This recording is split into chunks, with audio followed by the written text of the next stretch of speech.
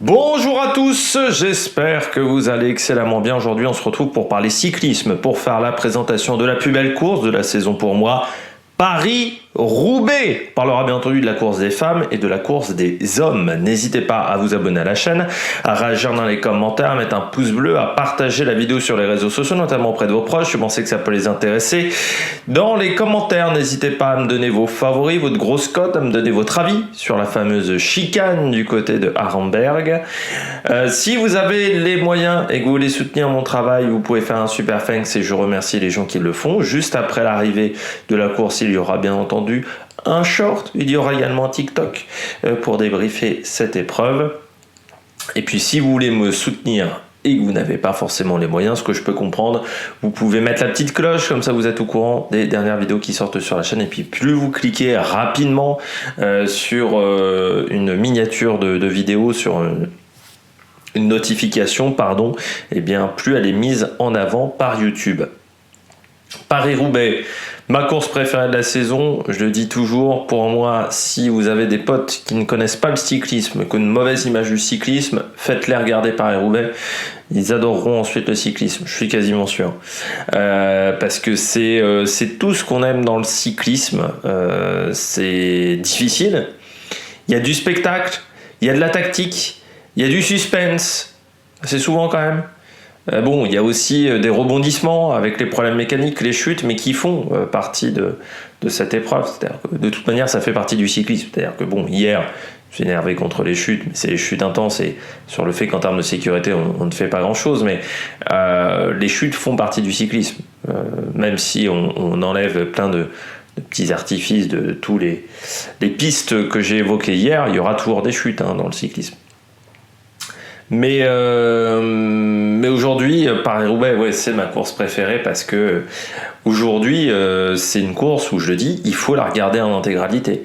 C'est-à-dire que si tu regardes qu'au moment du premier secteur pavé, tu rates des éléments de la course, tu rates là pourquoi pas des coups de bordure, des possibilités de placement, des mecs qui ont eu des crevaisons, voilà, tu rates la tentative d'échapper qui aura peut-être mis du temps avant de sortir. Donc c'est toujours une épreuve qu'il faut regarder pour moi en intégralité. Toujours une journée très intense. Ça débranche jamais en fait maintenant Roubaix.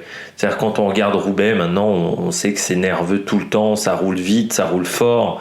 Il y a très peu de moments de répit, il y a très peu de moments où les coureurs peuvent respirer. C'est intense tout le long, avec un parcours qui est toujours très compliqué, avec ces pavés. Cette année en plus on a rajouté 700-800 mètres de pavés par rapport à l'année dernière, donc on se retrouve à avoir le maximum. Ça faisait depuis 30 ans qu'on n'avait pas eu un total de ce type-là, donc on est à 55 km 700, je crois, précisément de pavés.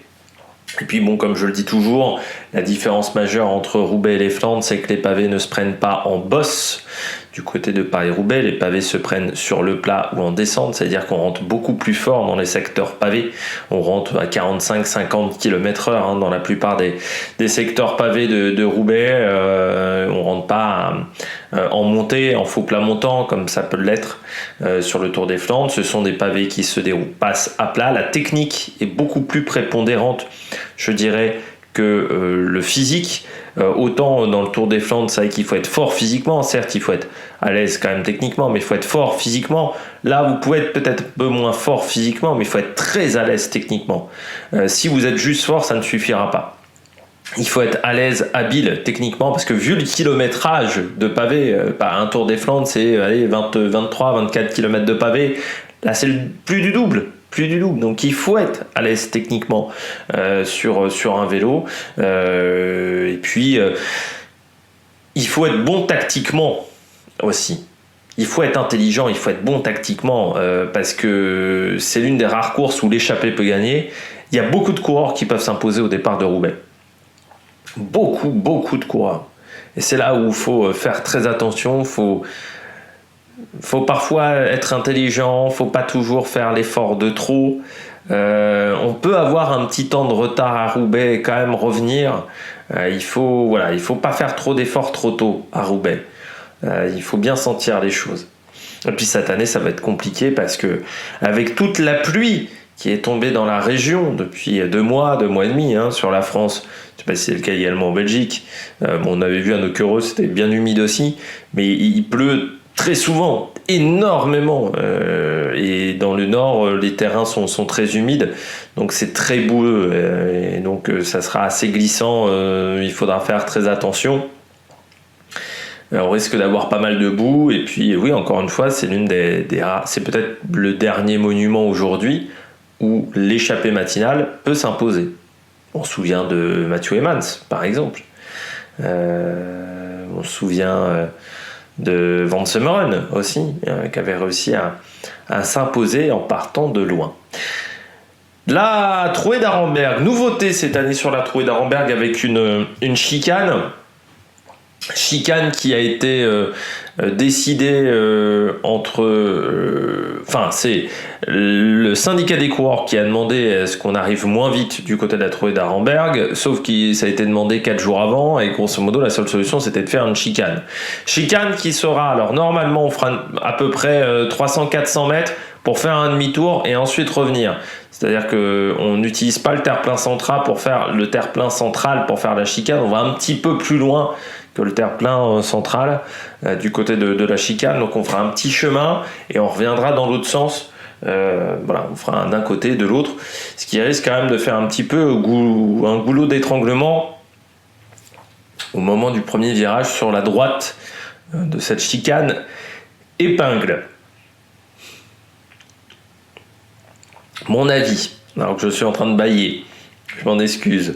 Mon avis, pour moi, c'est pas une bonne idée. Pour moi, c'est pas une bonne idée de créer un truc artificiel de cette manière. Je pense qu'on déplace le problème. Au lieu de tomber dans la Trouée d'Arenberg, on va tomber on va tomber au niveau de la chicane. On perd aussi un petit peu de la magie de Roubaix. Cette zone-là fait partie, cette arrivée dans Roubaix, ça fait partie aussi des images marquantes d'un Paris-Roubaix, cette arrivée en descente. Mais c'est vrai qu'aujourd'hui, les vitesses atteintes à l'entrée du secteur pavé sont importantes. Ça, c'est vrai qu'on est d'accord là-dessus. Je pense que ça déplace le problème. Ça déplace le problème, ça va être au niveau du premier virage. Ce premier virage sur la droite qui va être très compliqué à gérer avec une route qui sera assez étroite à ce moment-là. Je pense que ça va faire goulot d'étranglement.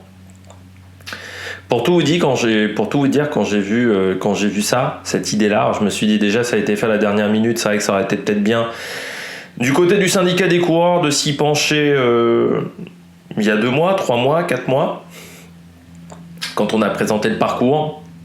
Ça aurait peut-être été bien de discuter à ce moment-là et d'avoir une solution un peu plus intéressante que là ce qu'on a proposé. Mais ça m'a vraiment fait rappeler encore une fois la F1 en 94.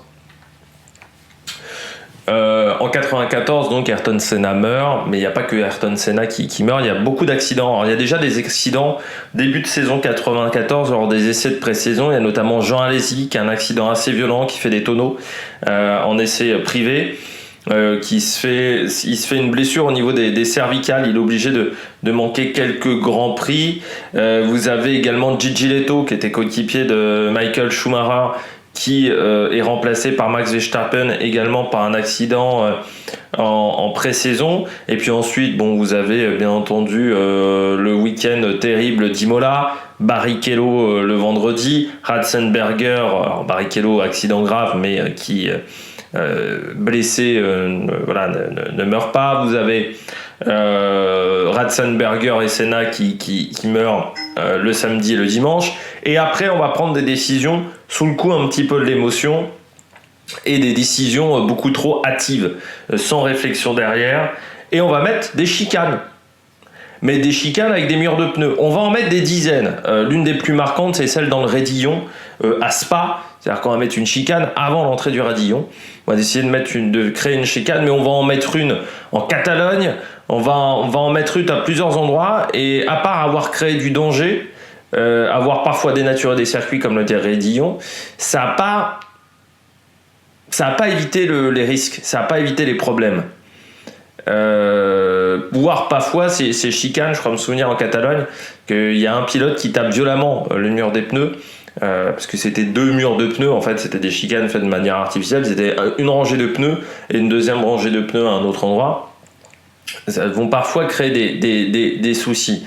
En fait, il faut avoir une réflexion, encore une fois, comme je disais hier. Déjà, c'est pas que les parcours qui sont dangereux, c'est aussi le comportement du peloton, c'est aussi toutes les informations qu'ont les coureurs. Il y a plein de paramètres. C'est-à-dire que c'est pas juste un problème, c'est une accumulation de problèmes qui fait qu'il y a une hausse de ce nombre de chutes.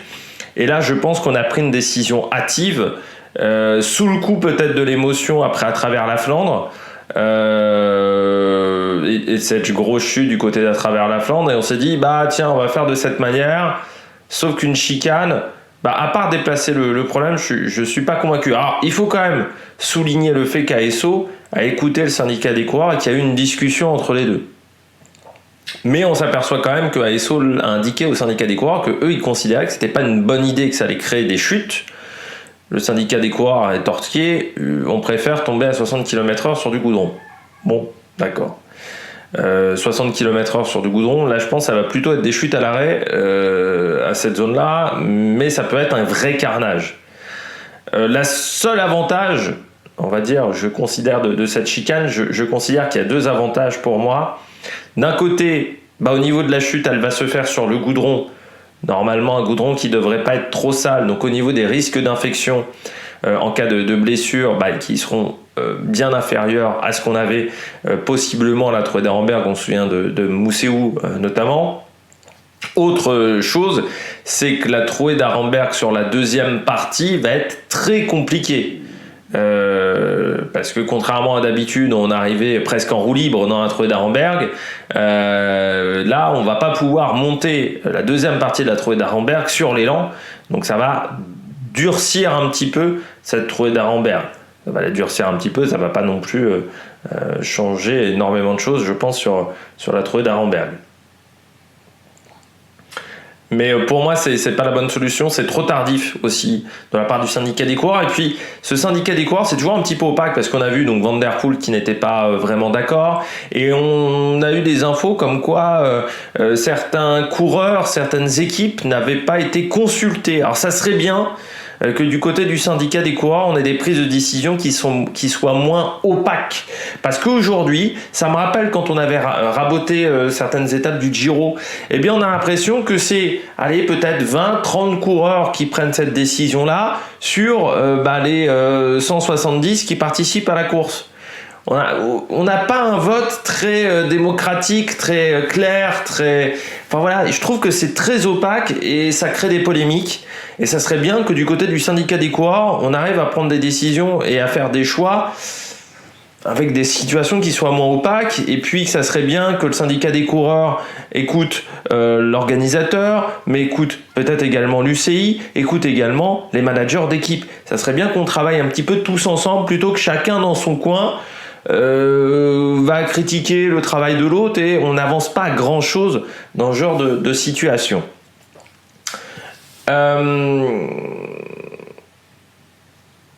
Oui, donc la trouée un petit peu plus dure. Moi, ce qui me pose problème, donc déjà dans cette chicane, c'est l'épingle. L'épingle, je pense que ça va être un vrai souci. Moi, je pense que ça peut être un cornage, c'est l'entrée dans cette chicane. Et ensuite, est-ce que ça va diminuer largement la vitesse ? L'entrée dans la Trouée d'Arenberg, c'est à peu près 65-70 km/h. On va considérer comme vitesse, quand on rentre vraiment sur les pavés. Donc là, techniquement, on considère qu'on va casser la vitesse. On va la casser, mais pas tant que ça. Alors oui, de 65-70 km/h, on va peut-être repasser à 45. Oui, mais on rentrera quand même à 45 km/h sur les pavés, ou voire à 50, parce que vu comment la chicane est prévue, il y a à peu près 400-500 mètres entre l'épingle et la Trouée d'Arenberg. C'est-à-dire qu'on va quand même rentrer vite dans cette Trouée d'Arenberg, avec potentiellement une relance qui sera pas très loin d'un passage de chemin de fer, donc qui peut être un petit peu compliqué. Donc je suis pas sûr que... faudra voir, parce qu'il y aura quand même un coup de frein dans le virage, faudra voir comment sera fait le virage à la sortie de la Trouée d'Arenberg, mais je sais pas si on va vraiment diminuer tant que ça la vitesse. Ça, c'est une question que je me pose. Faudra voir dans la réalité, peut-être, hein, encore une fois, mais j'ai peur qu'on rentre encore vite dans la trouée d'Arenberg. Et puis, je trouve que c'est un peu une solution artificielle. Est-ce qu'on n'aurait pas, mais ça, il aurait fallu y réfléchir un petit peu avant.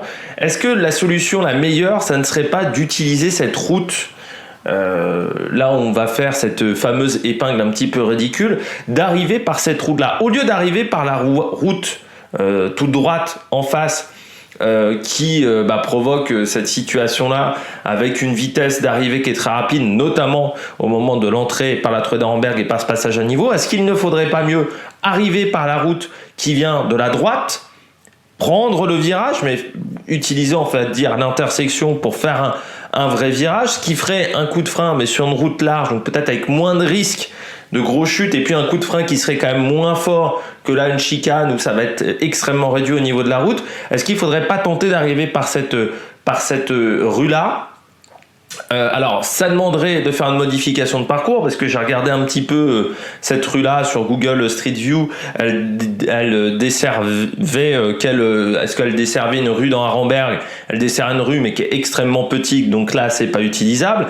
Par contre, de ce que j'ai vu, c'est qu'elle passe par Valenciennes et qu'il y aurait peut-être possibilité d'aller un petit peu plus loin, plus proche peut-être de Valenciennes, et de revenir comme ça sur Arenberg et de prendre ce virage-là sur la droite, ce qui pourrait être peut-être une solution qui n'est pas artificielle, mais qui demande de modifier le parcours et d'avoir de nouvelles autorisations.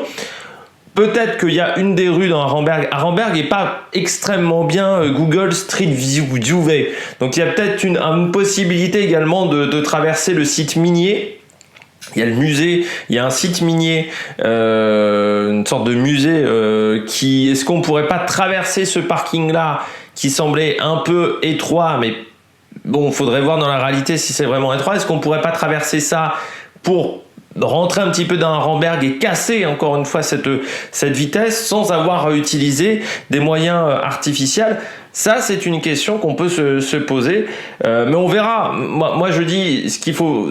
Déjà, c'est une bonne chose que ASO ait discuté avec le syndicat des coureurs. Moi, il me semble que ce n'est pas la bonne solution. Après, pour moi, c'est de la théorie. Il faudra voir dans la réalité dimanche si c'est vraiment une catastrophe à cette entrée dans la trouée d'Arenberg. Bon, on regarde tout de suite la présentation du parcours. On regarde tout de suite le parcours 2024 de Paris-Roubaix, alors le parcours masculin. Changement par rapport à l'année dernière, donc comme je vous le disais, 1 km 200 en plus de pavés. On passe de 54,5 km en 2023 à 55,7 km en 2024. Les secteurs donc, qui sont rajoutés, c'est le secteur de Briast, donc qui sera au kilomètre 111, et celui du hameau du Buat au kilomètre 129. Donc lui, en fait, il prolonge un autre secteur.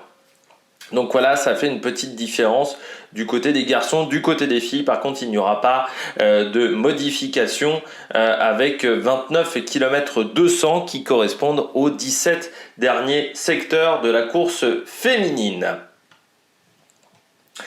Et les juniors, eux, feront 111 km sur ce Paris-Roubaix. Et les espoirs, qui seront en même temps que les élites, feront 163 km. Donc voilà, il y aura aussi beaucoup de courses en amont de la course de la course masculine, pardon. On regarde tout de suite donc ce parcours, comme vous en avez l'habitude, sur la première heure de course, les 2 premières heures de course, il n'y aura pas de pavé. Il faudra attendre le secteur de Troisville à Inchy pour avoir le premier secteur pavé. Donc on passera à Noyon, à Saint-Quentin. Bien entendu, à partir de Saint-Quentin, la course rentre un petit peu dans une autre configuration. C'est là où ça va commencer un petit peu à être de moins en moins calme. Et puis après, le final, hein. Vous avez les différents secteurs, du Valenciennois dans une première partie, le passage à la trouée d'Arenberg, et puis voilà, hein, du côté après le passage à Denain, c'est là où on a les secteurs les plus compliqués, c'est là où la course vraiment devient extrêmement difficile.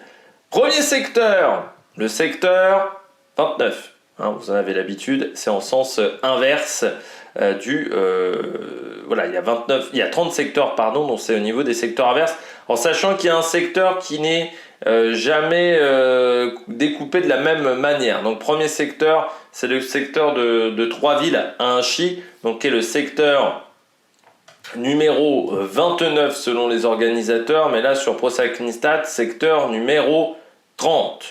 Tout simplement parce que Templeuve, ils l'ont découpé en deux. Non, ce qui est égal, oui, ils l'ont découpé en deux secteurs, alors que Templeuve, selon Paris-Roubaix, c'est un secteur 8 complet. Voilà, donc ce qui fait la petite différence.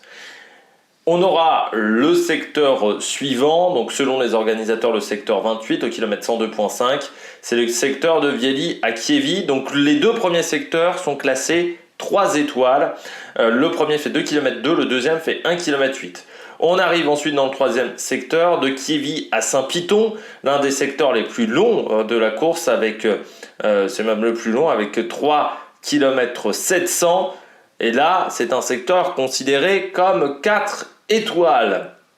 6 km après, un autre secteur assez long, c'est de Viesly à Briast, donc secteur qui fait 3 km pardon, et là on sera sur un secteur 3 étoiles. De nouveaux secteurs 3 étoiles 10 km après, avec le secteur entre Vertin à Saint-Martin sur Écaillon, donc secteur 25 ou 26, sur ProCyclingStats sur le plan que je vous ai donné. À Vertin, à Saint-Martin-sur-Écaillon, donc 2 km 3, c'est un secteur 3 étoiles, comme le secteur suivant qui arrive 7 km après, entre Capelle à Ruenne, là encore 1 km 700 et 3 étoiles.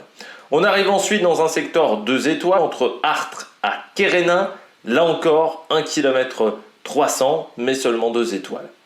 Secteur suivant, vous avez deux secteurs 3 étoiles qui se suivent au kilomètre 140 et au kilomètre 143. Le premier, c'est de Kérénin à Main, qui est secteur qui dure 2 km 500, 3 étoiles, et donc quasiment 1 km après la sortie de ce secteur entre Kérénin et Main, vous avez le secteur de Main à Monchaux sur Écaillon, qui lui dure 1 km 600. À ce moment-là de la course au kilomètre 143, on a déjà cumulé 20 km de secteurs pavés et un secteur classé 4 étoiles. Et ensuite, c'est le fameux enchaînement très compliqué.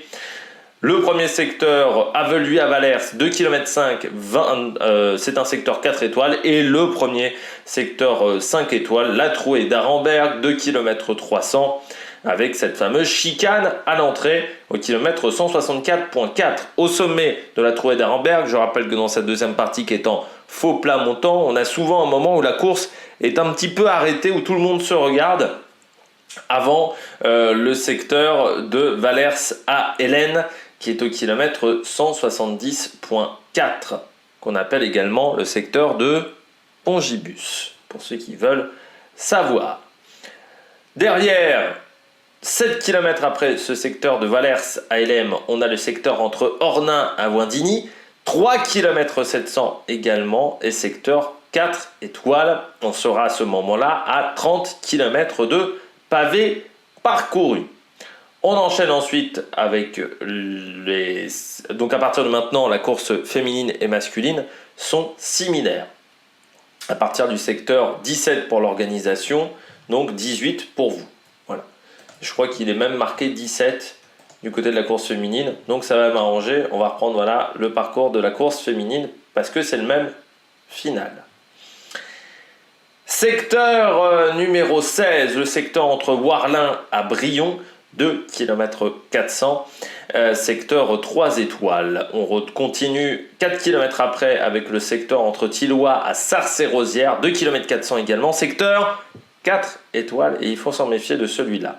On enchaîne ensuite entre Beuvry-la-Forêt à Orchy, ça c'est 6 km après, secteur qui dure 1 km 4, secteur 3 étoiles, et puis le secteur de Orchy, assez connu quand même ces dernières années, on a parfois eu des explications à ce moment-là, on sera à une cinquantaine de kilomètres de l'arrivée, 1 km 700, secteur 3 étoiles. On enchaîne ensuite avec une nouvelle section très compliquée, on sera au kilomètre 205.6, le secteur 12, Auchy-les-Orchies à Berzé, 2 km à Bercé, 2 km 700, secteur 4 étoiles, et puis le fameux secteur de Mons-en-Pévèle, deuxième des 3 secteurs 5 étoiles, secteur de Mons-en-Pévèle, 3 km, assez sablonneux avec Voilà, des virages, eh bien c'est un secteur 5 étoiles. Et on enchaîne ensuite avec le secteur numéro 10 de Mérigny à Avelin. Ça, c'est 6 km après le secteur de Mons-en-Pévèle. C'est un secteur qui ne fait que 700 mètres et qui est classé 2 étoiles. On a ensuite un secteur au kilomètre 220.5, secteur numéro 9 de Pont-Thibault à Hennevelin. 1 km 400, secteur 3 étoiles. L'enchaînement du secteur 8 avec l'Épinette, Templeuve-l'Épinette 200 mètres, c'est un secteur 1 étoile. Ils ne sont que 2 dans cette catégorie-là. Ça veut dire que c'est un secteur facile. Je rappelle, plus il y a d'étoiles, plus c'est compliqué. Moins il y a d'étoiles, plus c'est simple. Le secteur suivant, c'est Templeuve à Moulins de Vertin, 500 mètres, classé 2 étoiles. On enchaîne ensuite 3 secteurs en moins de 10 km entre le secteur 7 et le secteur 5.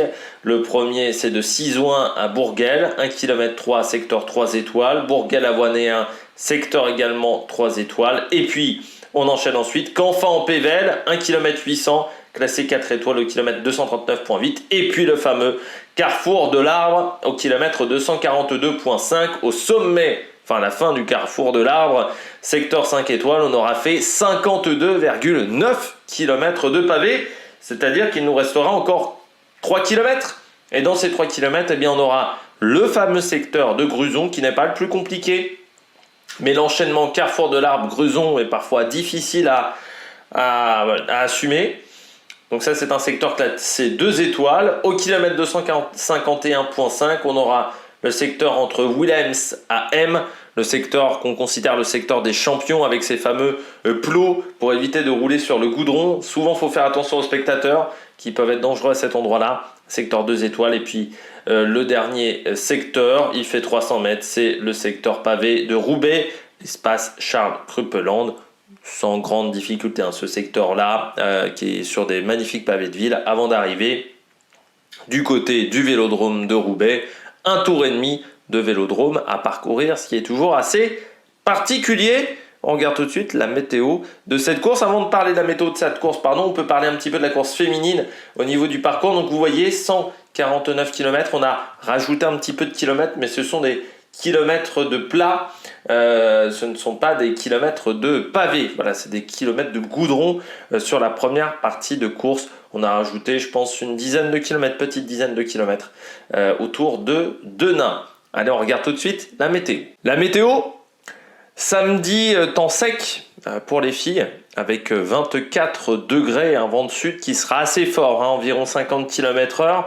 Et puis dimanche pour les garçons, un temps nuageux, voire pluvieux, avec vraiment dans certaines zones, on a des risques de pluie aux alentours de 50-60%, donc il faudra faire attention, même si c'est pas de la grosse pluie.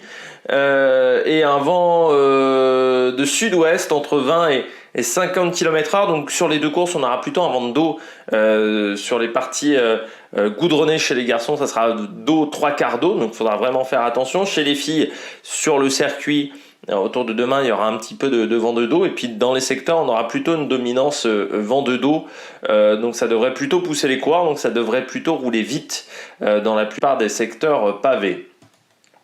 Le palmarès, on va regarder le palmarès chez les garçons déjà. Première édition de Paris-Roubaix 1896, à l'époque remportée par un Allemand, Joseph Fischer, devant Charles Meyer, un Danois, et Maurice Garin, un Italien. Maurice Garin qui remportera l'édition 1897 et l'édition 1898. Première victoire d'un Français, Albert Champion, en 1899. Octave Lapise qui faisait un doublé en 1909 et 1900, enfin triplé même, 1909, 1910, 1911.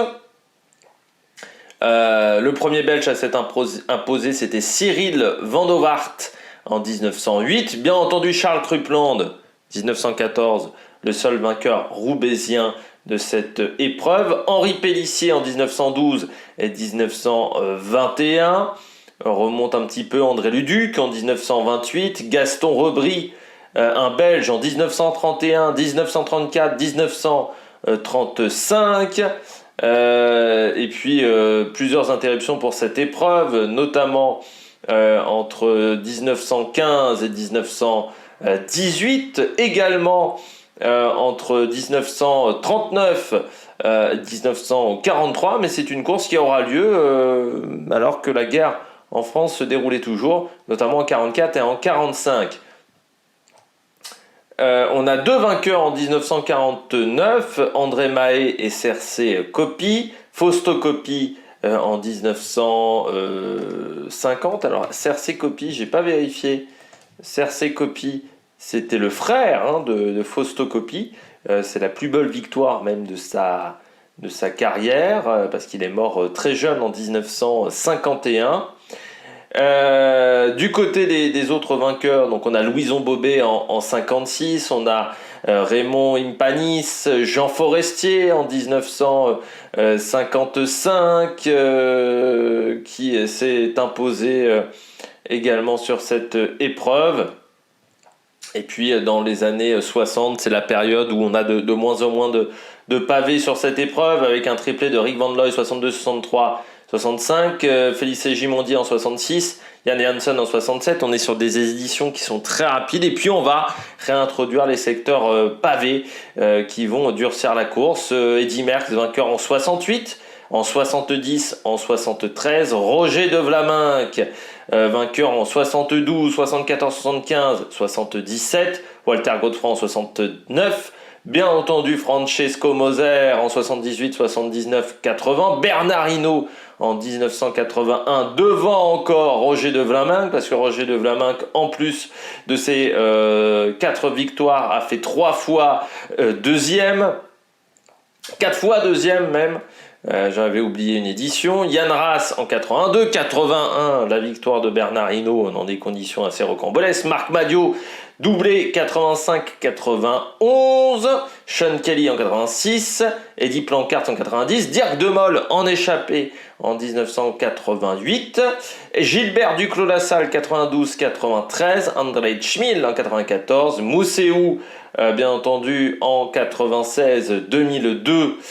Du côté de Johan Mousseou, Ballerini 98, Frédéric Guédon 97, alors Ballerini devant Andrea Tafi et Wilfried Peters cette année-là.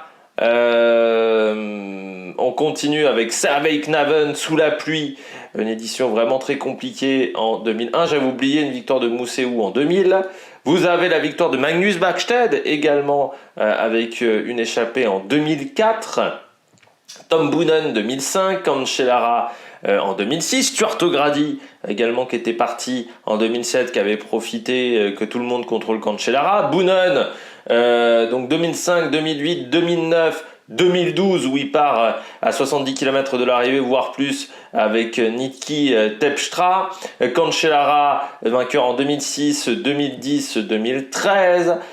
Terpstra 2014 qui profitait également d'un petit surnombre. Degenkolb en 2015 devant Stibar et Van Avermaet. Matthew Ehman en 2016 devant Tom Boonen et Jan Stannard. Greg Van Avermaet devant Stibar et Langeveld en 2017. Sagan en 2018 devant Sylvain Didier et Terpstra. Sylvain Didier qui avait résisté extrêmement longtemps. Philippe Gilbert en 2019 devant Nils Politt et Yves Lampart. La course avait été annulée en 2020 pour un retour en fin d'année 2021. Avec la victoire de Colbrelli devant Vermeer chez Van Der Poel. On se souvient également de Van Barle en 2022 devant Van Aert et Stefan Kung. Et puis en 2023, c'était Mathieu Van Der Poel qui s'imposait devant son équipier Jasper Philipsen et Wout van Aert 3e qui avait crevé au niveau du carrefour de l'Arbre. Du côté des filles, moins d'éditions, on en a 3. La première année en 2021, numéro d'Elisabeth Deignan devant Marianne Vos et Elisa Longo Borghini. Elin Zag, Longo Borghini qui s'imposait en 2022 devant Lotte Kopecky et Lucinda Brandt. Alison Jackson avec cette échappée qui avait résisté jusqu'au bout, la Canadienne, devant Katia Ragusa et Marte Troyen. On regarde la liste de départ sur cette épreuve. Alors, la liste de départ, il est 14h27 au moment où j'enregistre. Donc, il y a des coureurs qui arrivent un petit peu au compte-gouttes. Chez les garçons, on n'a pas encore la liste complète pour le moment. Du côté des garçons, donc Decathlon AG2R vient avec Nason, Gotera, ou encore Damien Touzet. Du côté d'Alpecin de Koning, Philipson, Van Der Poel, Caden-Gross, pour le moment annoncé. Du côté d'Arkea BNB Hotel, on a Florian Sénéchal avec David Decker ou Mozzato. Du côté d'Astana, on a Chesbol avec Fedorov et Syriza. Du côté de la Bahreïn, on a Fred White avec Pasqualone ou Radjovic, mais pas de Mohoric, encore souffrant. Du côté de la Bora Hansgrohe, Jordi Meus avec Ryan Mullen et Sam Welsford. Du côté de la Cofidis, Milan Fretin, Pitalgart, Agnoloski ou encore Alexis Renard. Du côté de F Education Easy Post, Stéphane Bisseger, Alberto Bettiol ou encore Marine Vandenberg, en ce moment sur le région Pays de la Loire Tour. Groupama FDJ avec Stefan Kung ou Lorenz Pitti ou encore Marc Sarro. Du côté d'Ineos, pour l'instant, il n'y a que Joshua Tarling qui est annoncé. Du côté d'Intermarché, on a Binyam Girmay ou encore Hugo Page et Mike Tennyson. Du côté de la team Visma Leasebike, Christophe Laporte qui fait son grand retour avec Dylan Van Barle et les frères Van Dijk. Du côté de la Lidl Trek, on a Jonathan Milan, Pedersen, Vachek également et Tim de Klerk. Du côté de la Movistar, on a Cavagna, Northgard, Lascano. Du côté de la Soudal Quickstep, on a Merlier, Lampart ou encore Gianni Moscon. Du côté de la DSM, Nils Ekoff, Degen Kolb. Du côté de la Jayco, Alula, Elmar Renders avec Callan O'Brien ou encore Max Walscheid. Du côté de la UAE Team Emirates, Michael Berg, Molano ou encore Morgado. Du côté de la Lotto Destiny, Segart, Belens, Van Moer. Du côté d'Israël, Hofstetter, Sheehan ou encore Guillaume Boivin. Du côté de la Uno X, Rasmus Stiller, Christophe. Du côté de Bingol, on a Salbi ou de Mester. Du côté de la Q36.5, on a Fabio Christen avec Luvison, Maleki. Du côté de la Team Flanders baloise, Victor Vercouilly notamment, ou Jentel Van de Velde. Du côté de la Total Energy, Dries Van Gestel, Turgis, Sandy Dujardin. Du côté de cette formation française qui n'a pas pu faire, on rappelle, le Tour des Flandres. Donc là, elle se retrouve dans une situation où ça serait bien d'avoir des points pour la Total Energy, mais ça risque d'être compliqué. Du côté de la course des filles, eh bien, chez EF, on vient avec Alison Jackson ou Borghesi.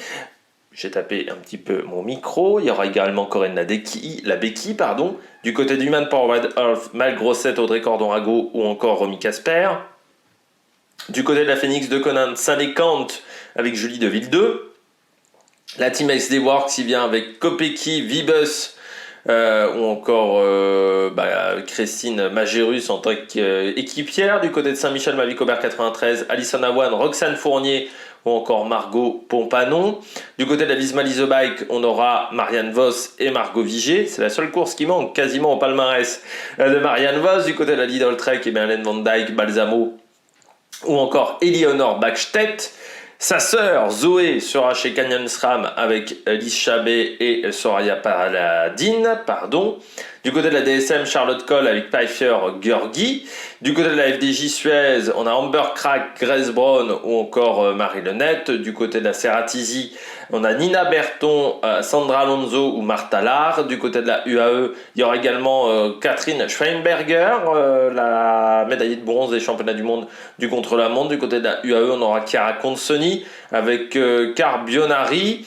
Du côté de la Live, Alula Jayco, Amber Pett avec Laetitia Parternoster. Du côté de la Uno X, on a Confalonieri avec Atto Salo. Du côté d'IG Insurance, on a Kimberley Pinard ou encore Mike Bogart. Du côté de la Cofidis, Victoire Berthaud avec Valentine Fortin et Sarah Roy. Du côté de la Life Plus, Wahoo, on a Van der Wolf, Bourlova ou encore King. Du côté de la Movistar, on a Aude Bianic, Northgard, Sierra.